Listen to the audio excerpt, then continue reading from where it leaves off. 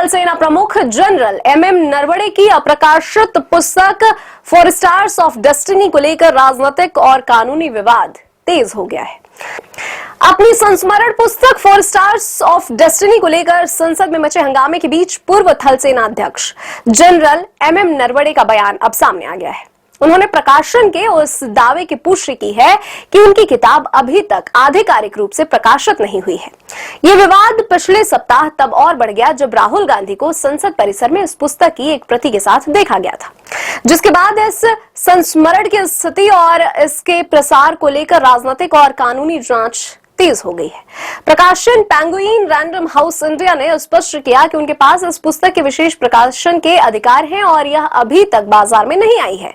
कांग्रेस नेता राहुल गांधी के संसद में कथित रूप से अप्रकाशित पुस्तक लहराने के बाद बढ़े विवाद पर प्रकाशक पेंगुइन रैंडम हाउस इंडिया ने सफाई के साथ कानूनी कार्रवाई की चेतावनी दे डाली है।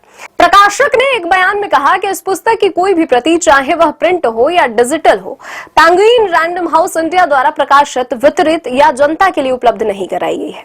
जनरल नरवणे ने सोशल मीडिया पर प्रकाशन के लिए इस बयान को शेयर करते हुए लिखा कि किताब की वर्तमान स्थिति यही है।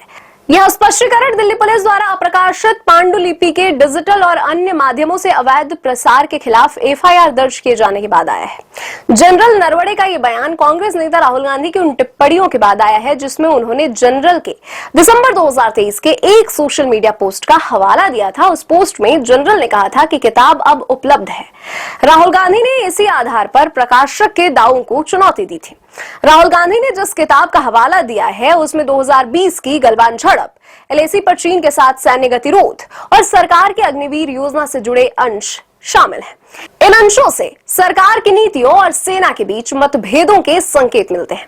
विपक्ष विशेष रूप से अगस्त 2020 के उस घटनाक्रम पर सरकार को घेर रहा है जब जनरल नरवणे कथित तौर पर सरकार के स्पष्ट निर्देशों का इंतजार कर रहे थे, लेकिन उन्हें कोई ठोस आदेश नहीं मिले। फिलहाल न तो प्रकाशक और न ही पूर्व सेना प्रमुख ने यह स्पष्ट किया है कि रक्षा मंत्रालय से क्लियरेंस न मिलने के बावजूद यह किताब राहुल गांधी तक कैसे पहुंची।